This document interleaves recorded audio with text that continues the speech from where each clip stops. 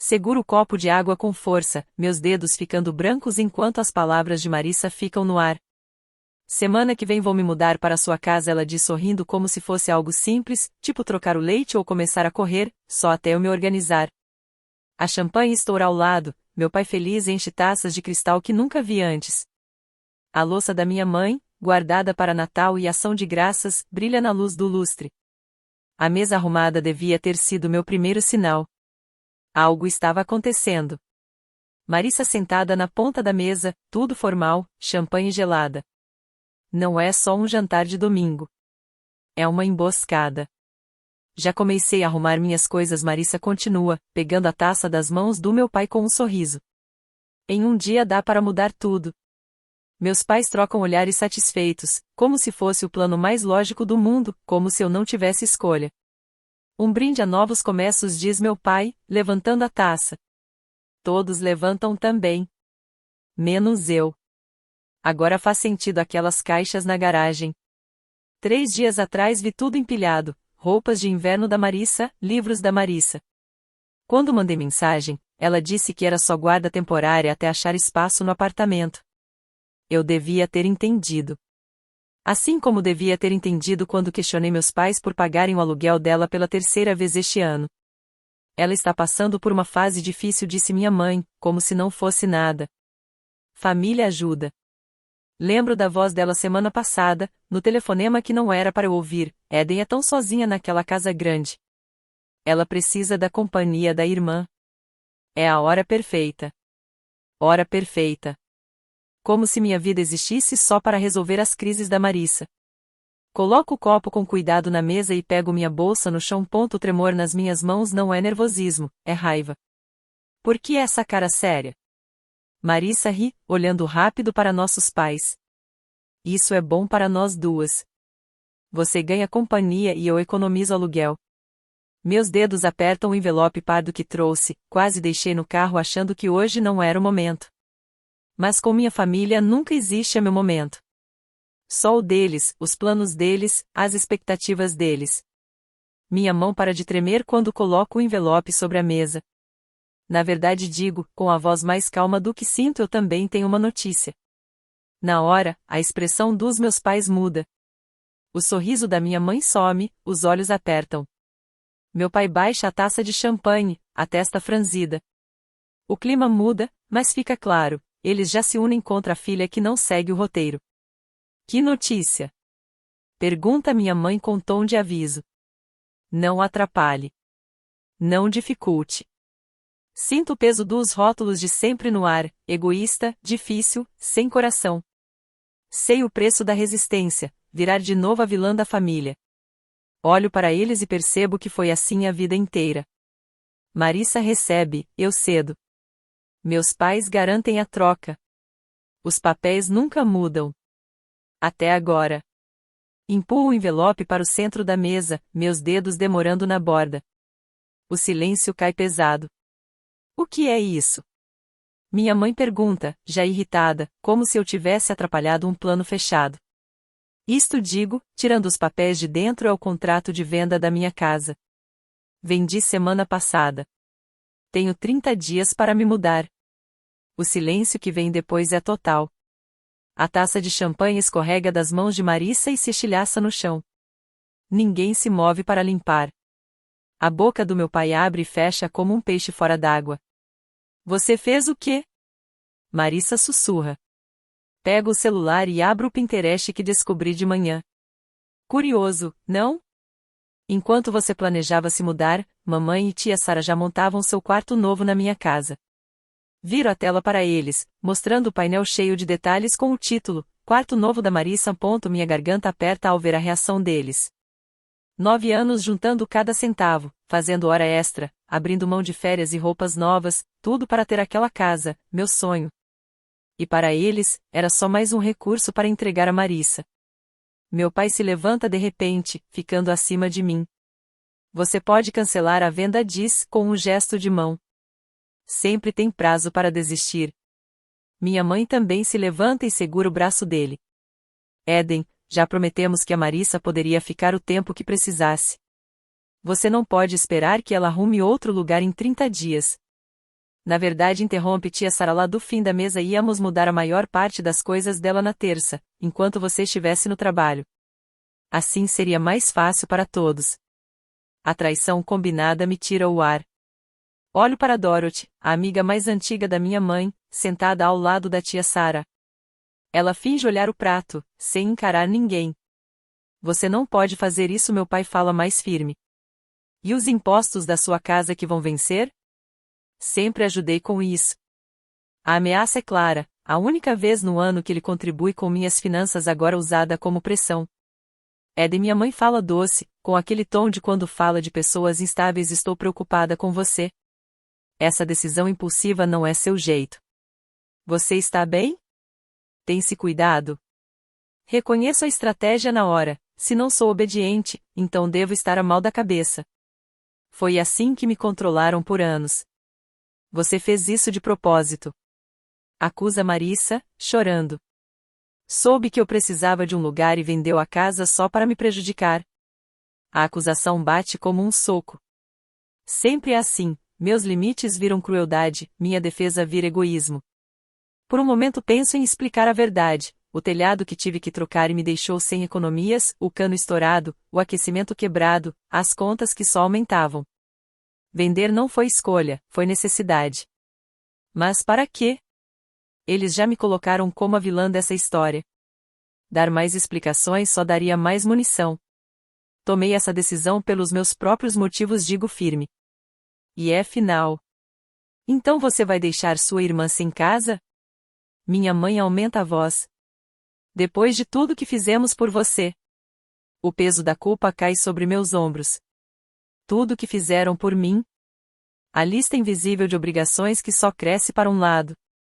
Marissa não está sem casa, respondo. Ela tem um apartamento. E se não servir, tem o quarto de hóspedes de vocês. Não é esse o ponto, meu pai interrompe. Família ajuda família. Ponto final. O resto fica no ar, e você não está sendo família. Acho, digo, guardando os papéis da venda no envelope, que temos definições diferentes de ajuda. Debaixo da mesa sinto um aperto suave na minha mão. Dorothy, sem olhar para ninguém, sussurra tão baixo que quase não ouço. Boa para você. É pouco, mas naquele momento parece enorme. Alguém ali não me vê como egoísta ou cruel por me proteger. Enquanto escuto as acusações da minha família, penso, devo explicar minhas dificuldades financeiras, o telhado quebrado, as contas que me obrigaram a vender a casa? Ou devo ficar firme sem justificar nada? Se eu mostrar minha vulnerabilidade, será que eles vão entender ou só usar contra mim? Na terça de manhã, enquanto preparo o café, o celular toca. É tia Sara, algo incomum antes das 9. Eden, querida, acabei de falar com sua mãe. A voz dela tem o tom de escândalo ou funeral. É verdade que você vendeu a casa só para não deixar Marissa morar com você? O café derrama e queima meus dedos. O quê? Marissa me ligou chorando ontem. Disse, ela vendeu a casa por maldade, sabendo que eu precisava de um lugar. A dor na mão some, mas sinto outro calor subir no peito. Isso não é verdade. Sua irmã vai ficar sem casa, Eden. Nunca pensei que você pudesse ser tão cruel. As ligações continuam o dia inteiro. Tio Robert, prima Jennifer, até o amigo de golfe do meu pai, Chunky, que nem sei o que tem a ver com isso. Todas seguem o mesmo roteiro, a situação desesperada da Marissa e a minha suposta frieza. Sinto o peso da decepção deles comigo. Enquanto preparo o jantar, cometo o erro de abrir o Facebook. No topo do feed aparece o post da Marissa. A lição mais difícil da vida é descobrir quem realmente está ao seu lado quando os tempos ficam duros. Família deveria ser para sempre, não só quando é conveniente. 27 comentários de apoio, incluindo um da minha mãe. Estamos aqui por você, querida. Sempre. A faca na minha mão corta as cenouras cada vez mais forte. O golpe final vem na quinta-feira, quando minha colega Liz aparece na minha mesa, com expressão preocupada. Encontrei sua irmã no Starbucks hoje cedo, ela diz em voz baixa. Ela me contou sobre a situação da casa. Se precisar de ajuda para achar um lugar temporário para ela, minha igreja tem um programa. As cenouras na tábua se despedaçam sob a lâmina. O que exatamente a Marissa te contou? Pergunto. Lisa se mexe desconfortável. Só que ela vai ficar sem casa por causa de uma decisão repentina sua. Ela parecia muito abalada. Minha mandíbula aperta tanto que dói. Obrigada pela preocupação, Lisa. Mas a Marissa não está sem casa. Ela tem um apartamento e ainda nossos pais com uma casa de 4 quartos. Depois que Lisa sai, me tranco no banheiro, mãos tremendo, e mando mensagem para minha irmã. Pare de dizer às pessoas que estou te deixando sem casa. Isso é mentira e você sabe. A resposta chega na hora. Você está vendendo a casa na qual eu contava. Como chamaria isso? Lembro dos gastos que me esmagaram. Primeiro o telhado $11.000 que não estavam no orçamento. Em março, as chuvas revelaram vazamentos em 3 cômodos, usei minhas economias de férias e ainda peguei um empréstimo pequeno, achando que seria emergência única. Em abril, o cano estourou mais $8.200 com conserto de emergência e restauração do jardim. Cancelei a viagem para visitar minha amiga no Arizona, peguei trabalhos de marketing aos fins de semana e jantei miojo mais vezes do que gosto de admitir. Em junho, o aquecimento quebrou, $5.000 que eu simplesmente não tinha. Noite após noite, eu me sentava à mesa rodeada de planilhas e extratos, recalculando números que nunca fechavam. Foi aí que comecei a chorar, baixinho, só depois da meia-noite, quando ninguém podia me ver pela janela. A mulher que os vizinhos viam sorrindo de manhã estava desmoronando por dentro. Cada manhã, o espelho mostrava o preço, olheiras que nem maquiagem escondia, ossos do ombro marcados contra a blusa. Quando minhas calças começaram a cair na cintura, furei mais buracos no cinto em vez de comprar novas. Situação temporária, solução temporária. Tudo isso enquanto mantinha a fachada de que estava bem. Cada noite arrumo minha casa. 9 anos de memórias separados em 3 pilhas, guardar, doar e jogar fora. Os livros que antes ocupavam paredes inteiras agora enchem caixas empilhadas nos cantos. Fotos de casamentos de amigos, formaturas de primos, viagens, tudo embalado em plástico bolha e colocado em caixas marcadas com caneta azul. Enquanto faço isso, documento tudo, extratos bancários em ordem, notas de conserto da casa organizadas por data, prints de mensagens salvos. Uma fortaleza de provas contra as histórias inventadas da família. No meio da estante do escritório, encontro uma foto que quase tinha esquecido. Eu, em pé na varanda da casa, no dia em que assinei o contrato do financiamento. As chaves na mão, o sorriso enorme. A corretora tirou a foto de surpresa, bem no momento em que percebi, consegui. Comprei uma casa sozinha. Passo o dedo na moldura, lembrando aquele orgulho sem culpa, aquela conquista sem precisar da aprovação de ninguém. Coloco a foto com cuidado na caixa de guardar. Uma lembrança do que construí e do que ninguém pode diminuir. No sábado à tarde, enquanto embrulho pratos em jornal, a campainha toca.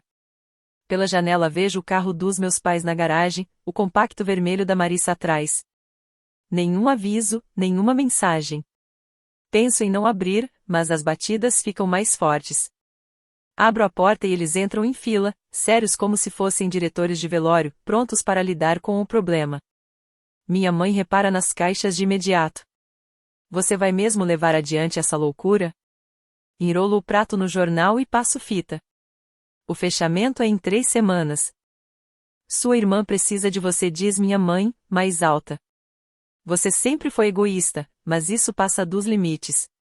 Sua irmã precisa de você. Seguro firme o prato, mas por dentro algo muda. Passei a vida ouvindo o que Marissa precisa. Respondo mais calma do que sinto. Alguém já perguntou o que eu preciso? Meu pai pigarreia. Éden, seja razoável. Eu preciso de estabilidade financeira. Eu preciso dormir sem ataques de pânico por causa das contas. Eu preciso não esvaziar minha aposentadoria com reparos da casa que não posso pagar. Continuo embalando os pratos com calma, diferente das brigas de antes. Não paro o que estou fazendo para dar atenção a eles. Não ofereço bebida nem lugar confortável. Eles ficam de pé na minha cozinha meio vazia, enquanto eu sigo trabalhando. Nós somos sua família, diz minha mãe, entre raiva e incredulidade. Sim, vocês são. E eu nunca pedi dinheiro para vocês. Nem para a faculdade, nem para meu primeiro apartamento, nem para esta casa, nem para os concertos que acabaram com minhas economias. Dessa vez, eles não têm resposta imediata. Marissa olha para o chão, sem coragem de encarar. Meu pai finge observar o teto como se fosse interessante. Então percebo, com clareza, que não preciso mais da aprovação ou compreensão deles. A necessidade de validação que carreguei desde criança se calou, substituída por algo mais firme. Quando me levanto para pegar outro monte de pratos, noto minha postura, ombros para trás, coluna ereta, olhos no mesmo nível que os deles, não para baixo como sempre. Meu corpo mostra a mudança interna. À noite, Dorothy chega com comida tailandesa e 2 garrafas de vinho. Ela me ajuda a guardar álbuns de fotos enquanto conta da própria irmã, que não falou com ela por 3 anos porque Dorothy se recusou a assinar um contrato sozinha.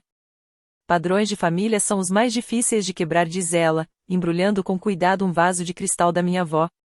Mas às vezes quebrar é o único caminho. Na segunda, recebo uma mensagem inesperada do colega Thomas. Precisa de ajuda na mudança? Tenho caminhão e força. Família muitas vezes não enxerga a gente direito. É só dizer quando. À tarde, minha assessora financeira, Bárbara, envia e-mail confirmando a aprovação da compra do meu novo sobrado. Com base nos seus números, essa mudança reduz seus custos de moradia em 42%. É a decisão certa para sua segurança no longo prazo. Me avise se precisar de mais. Enquanto leio essas mensagens no jantar, sinto o contraste. Essas pessoas perguntam o que eu preciso, não o que devo dar. Elas oferecem ajuda concreta, não exigências vagas. Naquela noite, espalho na mesa da sala todos os documentos, extratos bancários, notas de reparo, impostos, retiradas da aposentadoria. Tudo organizado. O retrato completo da minha realidade financeira. A reunião de família de amanhã não será uma intervenção para mim, mas um acerto de contas com fatos que eles sempre ignoraram. Minha única vantagem segue em segredo. O contrato de venda tem uma cláusula que me permite ficar mais 30 dias na casa depois do fechamento, tempo para concluir a compra do meu sobrado. Eles não sabem disso. Às 19 horas em ponto, na terça-feira, a campainha toca. Abro a porta e não encontro só meus pais e Marissa, mas também tia Sarah, tio Robert e minha prima Jennifer. Uma tropa de família pronta para o julgamento. Fico de pé na ponta da mesa de jantar, posição estranha, mas que agora parece certa. Nas mãos, uma pasta com todos os extratos bancários, contas e provas do motivo de eu ter que vender a casa. Meus dedos não tremem quando abro. Antes que alguém diga qualquer coisa, quero que vejam algo. Minha voz sai firme, diferente de antes. A sala está mais cheia do que eu imaginava, meus pais, Marissa, tio William, tia Sarah, e do outro lado meu time de apoio, Dorothy, Bárbara e Thomas. Organizo os documentos em ordem, extratos, retiradas do fundo de emergência, notas de serviço. Cada papel conta parte da história que escondi. Este é o conserto do telhado da primavera passada. Empurro a nota de $11.200 para o centro. As telhas de 30 anos duraram só 22. O seguro não cobriu nada. Tio William ajeita os óculos, franzindo a testa. Aqui, o reparo da tubulação, $8.200. Coloco o segundo papel. Quando a cidade trocou a linha principal, descobriram que a minha estava podre. Sem aviso, sem parcelamento. Minha mãe se mexe na cadeira, mas não fala nada. E aqui, a troca do sistema de aquecimento, $5.000. Deslizo o terceiro papel. A tal ajuda de eficiência cobriu só um quarto. Olho nos olhos de todos, coisa que antes eu não conseguia. Vejo Bárbara balançar a cabeça discretamente, me incentivando a seguir. Meu fundo de emergência acabou. Coloco o extrato bancário por cima, o saldo mostrando a verdade.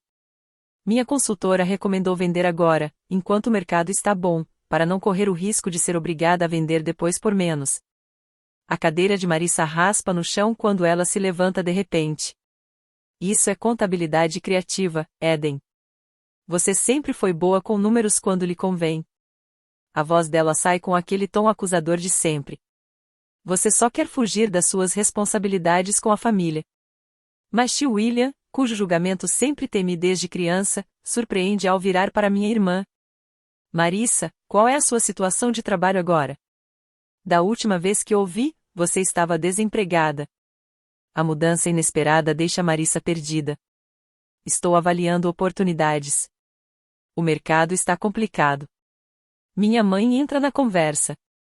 William, isso não é sobre emprego. Dever com a família existe independente de dinheiro. Eden sempre teve aquela casa linda com espaço de sobra.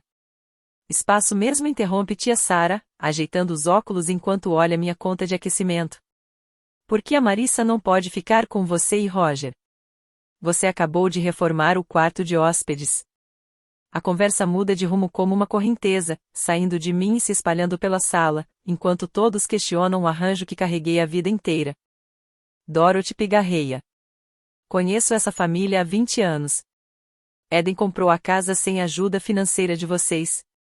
Enquanto isso, vi Marissa receber apoio com aluguel, prestações de carro e até contas de cartão várias vezes. Sua voz traz o peso de quem observou por muito tempo. O padrão sempre esteve claro para todos, menos para quem está dentro dele. Bárbara endireita o blazer antes de falar. Como consultora financeira da Eden, posso dizer que sustentar dependência só prejudica os dois lados. Quem dá se esgota, e quem recebe nunca aprende habilidades essenciais. Thomas, que estava quieto até então, se inclina para a frente. Meu irmão morou com meus pais até os 42 anos. Eles pagavam as contas, marcavam compromissos, resolviam tudo. Quando eles morreram, ele não sabia viver.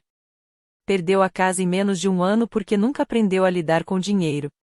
Ele olha para meus pais. Às vezes, o ato mais amoroso é parar de salvar alguém. A sala fica estranhamente silenciosa enquanto essas vozes de fora atravessam um mito familiar que seguimos por décadas. Tio William quebra o silêncio. Eden, por que você não contou antes sobre essas dificuldades financeiras? Eu hesito, a pergunta me pega de surpresa. Devo manter a privacidade e independência que foram minha armadura por anos? Ou abrir meu coração para alguns familiares poderia criar o apoio que nunca imaginei ter? Antes que eu responda, meu pai se mexe na cadeira, olhos fixos no chão de madeira. É a primeira vez que lembro dele ficar calado numa conversa de família. Minha mãe relaxa aos poucos, as mãos abertas sobre a mesa em vez de fechadas no colo. De repente, Marissa se levanta e pega a bolsa. Isso é ridículo. Vocês estão agindo como se eu fosse um parasita. Eden sempre foi a filha perfeita, com a casa perfeita e o trabalho perfeito, enquanto todo mundo ignora como minha vida tem sido difícil. Ninguém a defende. Ela sai batendo a porta, e o barulho ecoa pela casa. Tio William espera o silêncio voltar e diz: Acho que está na hora de fazermos um planejamento financeiro para toda a família. Ele olha diretamente para meus pais e inclui Marissa. Os olhos da minha mãe brilham de lágrimas contidas, mas pela primeira vez não são usadas contra mim. Meu pai segura a mão dela sobre a mesa, sem falar nada, mas o gesto diz muito. Pela primeira vez numa briga familiar, não me sinto culpada nem como se tivesse feito algo errado. Na semana final do meu prazo de 30 dias, organizo meus últimos copos na caixa, enrolando cada um em jornal. A casa já parece vazia, as lembranças indo embora a cada objeto embalado. A campainha toca. Olho o relógio, na hora certa. Meus pais nunca se atrasam quando têm um plano. Abro a porta e encontro não só meus pais, mas também Marissa, todos juntos na varanda como um time unido. Minha mãe segura a bolsa com força, os nós dos dedos brancos. O sorriso do meu pai parece ensaiado. Eden, querida, diz minha mãe, entrando sem esperar convite. Estivemos conversando e achamos a solução perfeita. Um compromisso completa meu pai, com aquele tom de falsa animação que sempre usa em conversas difíceis. Marissa entra junto com eles, olha para minha sala cheia de caixas e finge um sorriso de gratidão. Agradeço muito você nos ouvir. Eles se sentam no meu sofá, o único móvel ainda sem cobertura, enquanto eu fico de pé. Eu percebo bem quem tem o controle da cena. Minha mãe começa. Sabemos que vender a casa é sua decisão, mas, em vez de Marissa morar com você, e se você ajudasse ela a ter o próprio lugar? Meu pai concorda rápido, sem citar valores. Só um empurrãozinho para ela começar. Marissa entra na conversa com voz ensaiada. Nem todo mundo tem sorte. A mensagem fica clara: eu tenho sucesso, ela não, então eu deveria ajudá-la. Minha mãe se inclina e fala baixinho, quase como segredo. Eden, a família sempre ficou unida. Se você não ajudar sua irmã desta vez... Ela não termina a frase, mas o recado é direto: negar Marissa seria me afastar da família. Eu caminho até a mesa de jantar onde estão meus papéis. Eles me observam, agora confusos. Amanhã vou me reunir com meu banco, digo, mostrando a carta de pré-aprovação. Um sobrado no centro vai custar quase 40% menos que minha hipoteca atual. Entrego a carta para meu pai. Os olhos dele se arregalam. Vender esta casa não é só sobre Marissa. É sobre reconstruir minhas economias depois de 3 grandes concertos, é sobre reduzir meu estresse. É sobre priorizar minha saúde financeira. Minha mãe tenta falar, mas levanto a mão para parar. Não posso sustentar Marissa. Mas posso ajudá-la a se sustentar. Pego um cartão de visita do bolso e entrego a ela. Marissa olha, mas não pega. Nosso setor de marketing vai abrir uma vaga de nível inicial na próxima semana.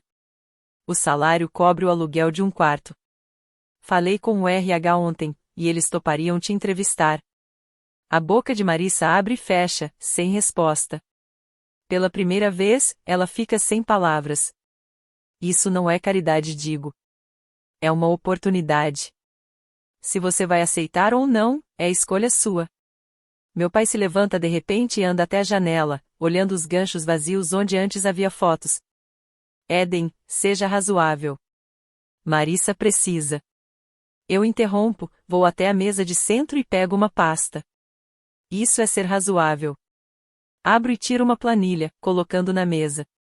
Nela está listado tudo que meus pais deram para Marissa nos últimos 5 anos: parcelas do carro, ajuda com aluguel, dívidas de cartão. O total, circulado em vermelho, faz minha mãe soltar um suspiro. Fiz essa lista com base no que vocês mesmos comentaram perto de mim. Acho que o valor real é até maior. Meu pai pega o papel e franze a testa. Isso não é amor, digo em voz baixa. É dependência, e está machucando vocês dois. Ele abre a boca, mas fica calado, olhando os números. Só queríamos ajudar. Minha mãe sussurra, com os olhos cheios de lágrimas. A melhor ajuda é ensinar alguém a andar sozinho, respondo firme, apesar do coração acelerado. Vocês me ensinaram isso, lembram? Quando eu quis largar a faculdade porque era difícil. Vocês não deixaram eu voltar para casa, insistiram para eu procurar um tutor. Não vamos te ajudar tornando a vida fácil demais, meu pai disse naquela época. Estranho como esses princípios mudam quando se trata de outra filha. O silêncio se arrasta, quebrado apenas pelo som da fita adesiva da caixa que eu tinha deixado aberta. Por fim, meu pai passa o braço pelos ombros da minha mãe. É melhor irmos. Eles caminham até a porta. Minha mãe evita meu olhar. Marissa hesita, olha para o cartão ainda na minha mão. Não preciso do seu emprego de caridade, diz, mas a voz está menos firme que de costume. Coloco o cartão na mesa da entrada. Não é caridade, é oportunidade. Ela vira o rosto, mas quando segue atrás dos meus pais, eu a vejo colocar o cartão na bolsa achando que não notei. A porta se fecha. Fico na sala meio vazia, ouvindo o carro ligar e se afastar. O silêncio agora é diferente, não vazio, mas aberto, cheio de espaço. Sento no sofá e passo a mão pelo tecido conhecido. Amanhã ele vai para o depósito, até a mudança para o novo sobrado. 9 anos de memórias nesta casa, e agora um futuro incerto me espera. Sinto-me ao mesmo tempo livre, sozinha, vitoriosa e isolada. Penso no jantar de família do mês que vem. Será que ainda vão me querer lá? Será que a discussão mudou tudo entre nós? A secretária eletrônica pisca com 3 mensagens novas. Provavelmente parentes querendo opinar. Ignoro e penso no cartão que Marissa pegou. Um pequeno passo, talvez o primeiro de muitos. Fico no centro do meu loft no centro da cidade, aproveitando o espaço ao meu redor. A luz do sol entra pelas janelas grandes e esquenta o chão de madeira sob meus pés descalços. Há 3 meses esse lugar parecia estranho, uma escolha forçada. Agora parece o lar que eu nunca soube que precisava. Mais uma meta cumprida, penso, atualizando meu aplicativo de finanças. Minha parcela do financiamento aparece em verde, 30% menor do que eu pagava antes. As conversas semanais com Bárbara transformaram o que era minha maior ansiedade em uma rotina organizada que até espero ansiosa. Na bancada da cozinha está minha nova conquista, uma câmera profissional, que antes parecia só um sonho. Amanhã começo meu primeiro curso de fotografia. Passo os dedos pela textura da câmera. É como ter permissão para criar, e não apenas sobreviver. Meu celular vibra com um lembrete, jantar de domingo na casa dos meus pais. Sinto a tensão no corpo, mas respiro e deixo passar. Esses jantares mudaram, assim como eu mudei. Mais tarde, entro na casa deles levando uma garrafa de vinho em vez da dor de cabeça de costume. Meu pai me recebe com um abraço sincero. Eden, vem ver o que sua irmã trouxe, diz ele, sem aquele tom de comparação de antes. Na sala de jantar, Marissa arruma flores em um vaso simples. Ela olha para mim e sorri de verdade. Ganhei meus primeiros cartões hoje, diz, tirando um do bolso. Coordenadora de marketing da Zant. Parece chique para quem ainda faz muito café, mas estou aprendendo bastante. Ela me entrega o cartão com orgulho, sem a defensiva de antes. Minha mãe aparece na porta carregando uma travessa, mas dessa vez não coloca perto do lugar da Marissa. Conta mais sobre a campanha de redes sociais que você falou semana passada, diz olhando para ela. Depois vira para mim. E você, Eden, como foi sua aula de fotografia? Eu demoro a responder, ainda me acostumando com a novidade de receber atenção equilibrada. Durante o jantar, percebo meu pai fazendo perguntas interessantes para nós duas, não só elogiando tudo que Marissa fala. Uma semana depois, meu loft está cheio de risadas. Dorothy levanta a taça e faz um brinde. Aos lares que nos abrigam e aos limites que nos protegem. Ao redor da mesa de centro estão Bárbara, tio William, Dorothy e eu, minha família escolhida, junto de quem mais me surpreendeu, Marissa. Dorothy me entrega uma moldura com 2 fotos, eu assinando os papéis do financiamento há 9 anos e eu segurando as chaves do meu novo apartamento. 2 começos corajosos, ela diz. 2 mulheres bem diferentes, respondo, percebendo o quanto mudei. No fim de semana seguinte, Marissa e eu estamos na mesa da cozinha, cercadas de planilhas e aplicativos de cálculo. Se eu guardar 15% de cada salário, até janeiro consigo juntar o valor do aluguel e do depósito, diz ela, mordendo o lábio e refazendo as contas. Nossos pais assistem da sala, misturando orgulho e arrependimento. Devíamos ter feito isso anos atrás, admite minha mãe em voz baixa. Achávamos que estávamos ajudando, mas na verdade machucamos vocês de formas diferentes. Meu pai concorda, com o olhar pesado de quem precisa desaprender décadas de comportamento de dependência. Olho para Marissa, determinada, calculando seu orçamento como nunca tinha visto. Penso na linha fina entre ajudar e atrapalhar quem a gente ama. Será que existe equilíbrio perfeito entre apoiar a família e manter limites saudáveis? Ou às vezes é preciso deixar a pessoa lutar sozinha para aprender de verdade?